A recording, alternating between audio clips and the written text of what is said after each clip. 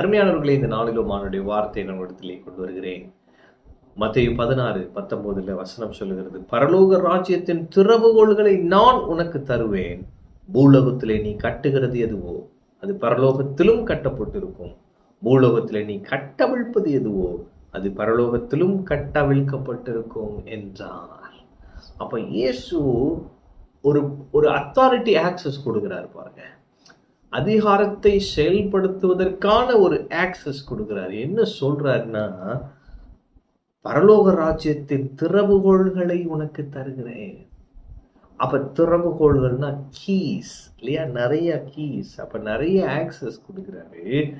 என்னன்னா, பரலோக ராஜ்யம், கிங்டம் ஆஃப் ஹெவனை ஆக்சஸ் பண்ணக்கூடிய சில அதிகாரத்தை நான் தருகிறேன்.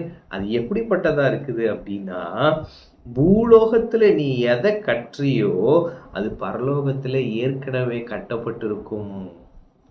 ஆமென். அப்ப பரலோக ராஜ்யத்தை இந்த பூமியிலே கொண்டு வருவதற்காகத்தான் நீ இருக்கிறாய்.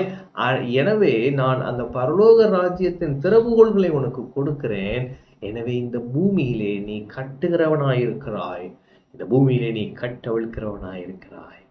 இன்னும் நீங்க சில ஆங்கில மொழிபெயர்ப்புல படிச்சு பார்த்தீங்கன்னா, you are here to allow and permit அப்படின்னு இருக்கு பாருங்க. அப்ப நீங்க என்னத்தை பெர்மிட் பண்றீங்களோ அதுதான் இங்க இருக்குமா, எதை அலோ பண்றீங்களோ அதுதான் இங்க இருக்குமா. அப்படிப்பட்ட அதிகாரத்தை கர்த்தர் கொடுத்திருக்கிறார். ஆமென்.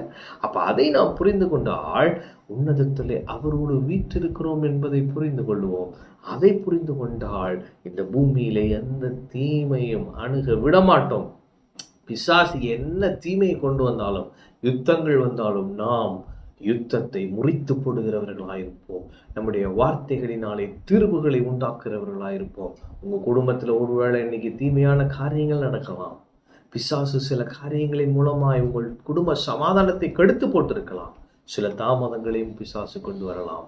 இன்றைக்கு நான் சொல்லுகிறேன், பரலோக ராஜ்யத்தின் திறவுகோள்கள் உங்களுக்கு இருக்கிறது. எனவே நீங்கள் உங்க வீட்டிலே சமாதானத்தை கொண்டு வர முடியும். நீங்க உங்க வீட்டில் வெற்றியை கொண்டு வர முடியும். எனவே நீங்கள் கட்டுகிறது எதுவோ அது பரலோகத்திலே கட்டப்பட்டிருக்கும். நீங்கள் கட்டவிழ்ப்பது எதுவோ அது பரலோகத்திலே கட்டவிழ்க்கப்பட்டிருக்கும். வியாதியை அனுமதிக்காதீங்க, தரித்திரத்தை அனுமதிக்காதீங்க, வறுமையை அனுமதிக்காதீங்க. அதுக்கு பதிலாக செழிப்பையும் சுகத்தையும் சமாதானத்தையும் நல்வாழ்வையும் நீங்க அனுமதிங்க. கட்டளை இடுங்க, அது அப்படியே நடக்கும். இயேசுவின் நாமத்திலே ஆமென். கர்த்தர் உங்களோடு இருக்கிறார். கர்த்தர் உங்களை ஆசீர்வதிப்பார்.